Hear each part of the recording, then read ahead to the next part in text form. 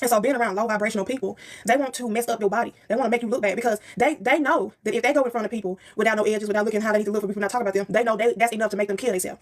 But me, I have been humiliated. So look, I ran into a bus. Like the bus was parked, it was raining, and it was PE, and it was time to go back to the other part of the building. You know, it was high school, junior high thing.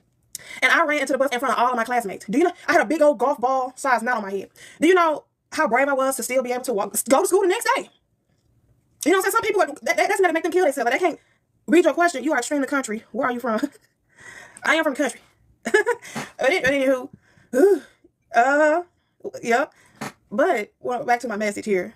If you have been humiliated countless amounts of time, and you gain a scale, armor to it, can't nobody say nothing to you to make you feel unconfident because you know what it's like to not be confident in yourself, and you said you don't like feeling like that, so fuck what people say.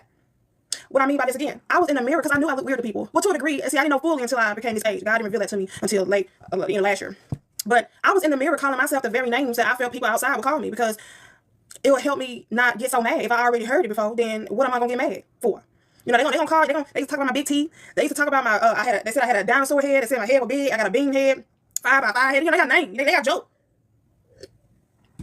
But just imagine you're in an area where people talk about you, and then you move, and those people in another area who don't know that you was in an area that people talk about you like that, they say the same name that the people that were saying in the old area, in the new area. You gain a skin to it, a shell, an armor to it. It's like lint trickling over on your shoulder. You just say, oh, wipe me down. Wipe me down. Look, wait. INDEPENDENT. Do you know what that means? Okay.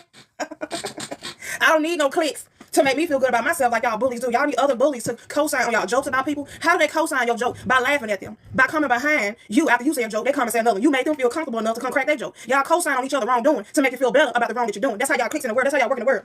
Because y'all know dang well that what you're doing is wrong. But you don't want to stop doing it. So you need other people to make you feel better about the wrong that you're doing. So you don't have to feel that conviction alone if you're going to feel it. Because you're going to feel it, but y'all be ignoring the conviction, guys. You know good and well when you talk about somebody, it left a sour feeling in your heart, on your mind, in your spirit. You know you're wrong. But because you don't want to be seen as wrong, you're going to get other people to co-sign your wrong. How do they co-sign? They'll say, girl, I would do the same thing. Girl, I would do the same thing. And they go as far as doing the same thing.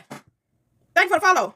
You got to understand when God said, do not conform to the ways of the world. What is that world that he's talking about? Humans who do not want to keep his commandments have made a clubhouse, a game where they just do everything but keep God's commandments.